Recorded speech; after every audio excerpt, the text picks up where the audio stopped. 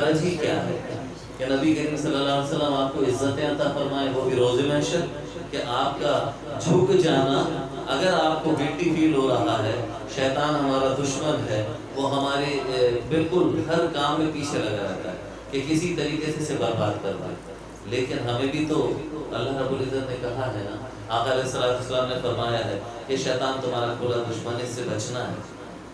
تو مائیں بے شک کہ ہر ایک شخص کے لیے اس کی ماں بڑی معتبر ہوتی ہے، اس سے قیمتی کوئی چیز نہیں ہوتی، ماں باپ سے بڑھ کے کوئی بھی چیز نہیں، لیکن بہرحال دور حاضر میں بہت تلخ حقیقتیں سامنے آتی ہیں جو اچھی نہیں ہیں۔ بہرحال یہ پیغام جہاں تک بھی میرا پہنچے، اللہ رب العزت کسی کے دل میں بات ڈال دے، ہمارا تو کام ہے کہ اللہ اور اس کے رسول کے پیغام کو آگے بڑھا دینا، اوروں کا کام ہے مزید آگے بڑھا دینا۔ کسی کے دل میں بھی اگر بات اثر کر گئی تو شاید بات بن جائے گی اور معاشرہ بہتر ہو جائے گا، ورنہ حقیقت یہی ہے، وہ جو میں نے پہلے کہا نا کہ جب بہن بھائی بڑے ہو جاتے ہیں تو رشتہ دار ہو جاتے ہیں اور وہ بہن بھائی نہیں رہتے، جبکہ ایک ہی ماں باپ کی اولاد ہوتی ہے۔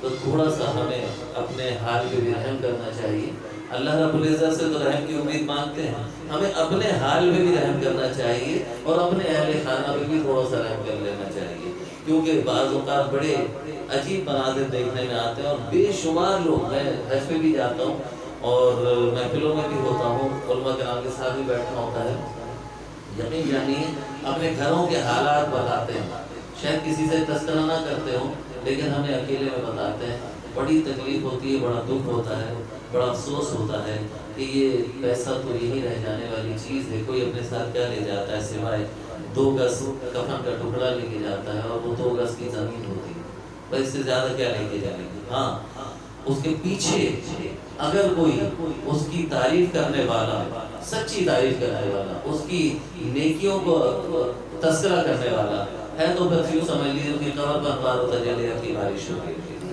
اور یہ حقیقت ہے۔ پھر بھی یہ غنیمت ہے کہ ہمارے پیارے نبی صلی اللہ علیہ وسلم کی نسبت اور ان سے تعلق اور ان کے امتی ہونے کی وجہ سے اللہ رب العزت معاف کر دیتا ہے، لیکن ہمیں ایک دوسرے کو بھی معاف کر دینا چاہیے اور گلے لگا لینا چاہیے۔ یہ رنجشیں تو یہیں رہ جائیں گی، پھر کون پوچھتا ہے؟ قبر میں لوگ، میں نے دیکھا ہے نا، میتیں پڑی ہوتی ہیں تو معافی مانگ رہے ہوتے ہیں، جھنجھوڑ رہے ہوتے ہیں، آنکھیں کھول تو کہاں سے کھول دے گی آنکھیں؟ کون کھولے گا؟ مطلب بیوقوف بنانے والی بات ہے نا۔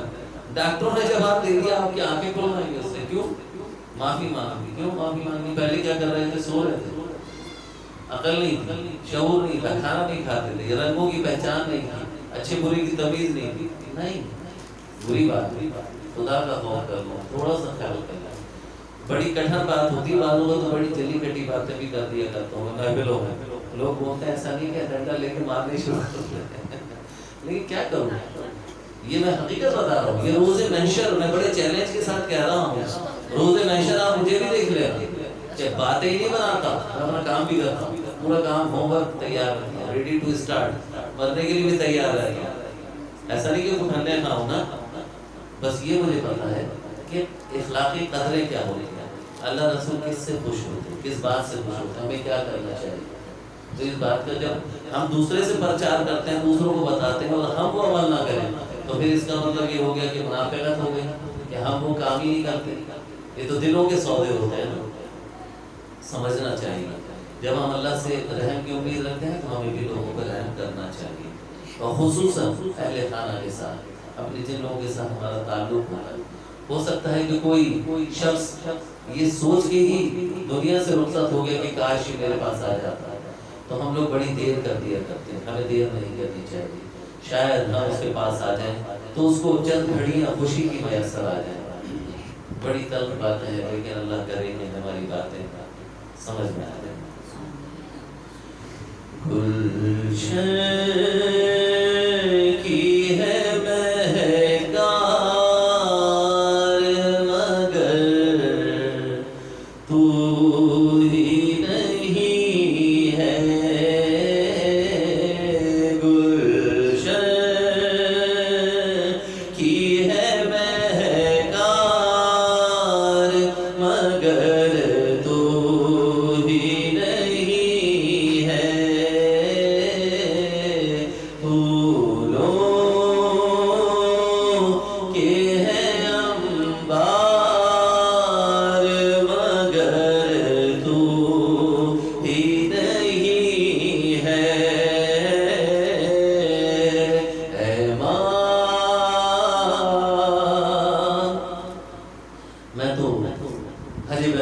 سعادت کے لیے چلا گیا تھا.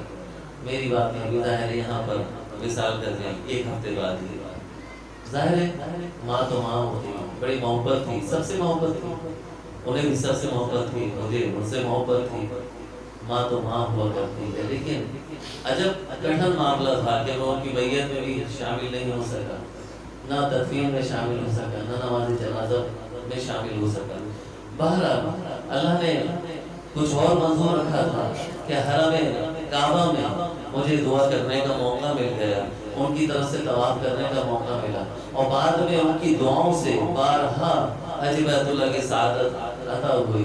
اور ایک بار نہیں 16 بار میں حج پہ گیا، سینکڑوں عمرے ادا کرنے پڑے، اور اللہ رب العزت توفیق دی، اور وہی ایصال ثواب اپنے ماں باپ کو کرتا رہا. اور ان کی طرف سے بھی میں نے حج کیا، والد کی طرف سے بھی حج کیا. تو یہ اللہ نے کچھ اور سوچا ہوا ہوتا ہے، ہم کچھ اور سوچ رہے ہوتے ہیں. بہرحال اس حالت میں وہ مجھے دیکھتی تو یقیناً خوش ہوتی. ہمارے والد تو بہت ہی پہلے انتقال کر گئے تھے، آج وہ ہوتے تو یقیناً، لیکن یہ یقین ہے کہ میں ان کے لیے الحمدللہ ایک صدقہ جاریہ ضرور بن گیا ان کی دعاؤں سے اور اللہ رب العزت کی کرم نوازی سے، کہ جب بھی میں اللہ رسول کا ذکر کرتا ہوں تو یقین ہے کہ ان کے قدموں پہ اللہ رب العزت رحمت و برکتوں کی بارش کرتا ہے. محبت کے ساتھ درود پاک پڑھ لیجیے. اللہم صلی علی سیدنا و مولانا محمد و علی سیدنا و مولانا محمد مبارک وسلم علیہ. یہ کلام میں نے خود لکھا، ایک کلام سنا تھا، اس کی جذبات مجھ پر اس طرح سے گھر کر گئے کہ میرے جذبات بھی امٹ پڑے اور میں نے بھی اس کو لکھ دیا. گلشن کی ہے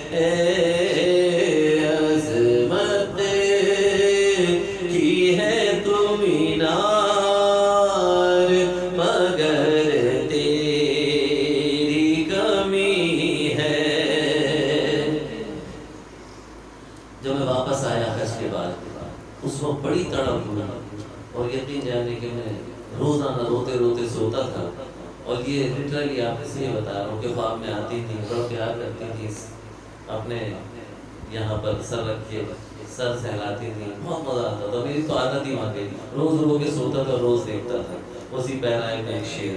اب بہت عرصہ ہوا لیکن ابھی بھی پچھلے کل غالباً میں نے دیکھا بہت اچھے انداز میں. اللہ ان کی قبر پر خوب رحمت و برکت و منظور فرمائے. تو گلشن کی ہے مہکار مگر تو ہی نہیں ہے، سپنوں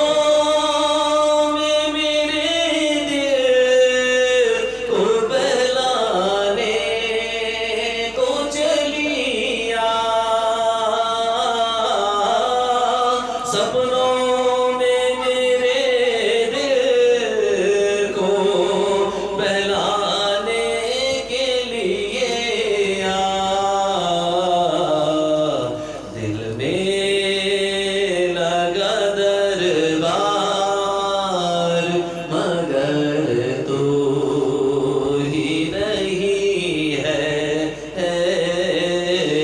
दिल में लगा दरबार मगर तू ही नहीं है। ओ करती थी दुआएं जो तू मेरे लिए अक्सर, हाँ करती थी दुआएं जो तू मेरे लिए अक्सर, पूरी हुई हर बार मगर तेरी कमी है, पूरी हुई हर बार मगर तू ही नहीं है। हमारी वालदा ने एक दफा मुझसे कहा हज पे जा, और मैंने कहा कि नहीं जाऊंगा, अभी पैसे नहीं है, फिर जाऊंगा। मैंने नहीं हज पे जाए। मुझे नहीं पता कि वो खाना खा रही थी, मैं उनको रोटी मल के खिला रहा था। उन्होंने इतनी बार कहा, मुझे नहीं पता, उन्होंने गिनती भी नहीं की, एक ही रट लगाई हुई कि हज पे जाऊँ। मैंने कहा पैसे नहीं, अगले साल जाऊंगा। मैंने आपको तो पता है बचपन से शौकीन है जाने की, लेकिन उन्होंने अगली बात ही नहीं, नहीं मैं हज पे जाऊँ, इसे भी साथ लेकर जाऊँ बेगम को, रेहाना को लेकर। अच्छा, बहुत देर हो गई तो रोना शुरू कर दिया, मुझे चुप कराना पड़ा और मैंने कहा कि हाँ हाँ जाऊँगा, आप दुआ करें, लेकिन अभी नहीं, इस साल नहीं, अगले साल। यार नहीं, मैं कह रही हूँ हज पे जाऊँ। अल्लाह रब्बुल इज़्ज़त ने ऐसा करम फरमाया, मैं अपनी कंपनी में गया, मैंने एक लिस्ट बनाई। लिस्ट बनाने के बाद मैं सब लड़कों के नाम लिखे, बहुत सारे जो करीबी दोस्त थे। मैंने कहा कमेटी डालते हैं, दो दो जोड़ों को भिजवा देंगे हज पे, और फिर भी कंटिन्यू चलती रहेगी, इकट्ठा पैसे तो होते नहीं। इत्तेफाक से एक सीनियर साथी बैठे थे, उन्होंने मुझे अलहदा ले जाके कहा कि यार छोड़ो सब चीज़ें, आप हज पे जाएं। मैंने कहा हाँ ये तो कह रहे हैं पैसे इकट्ठा होते नहीं हैं।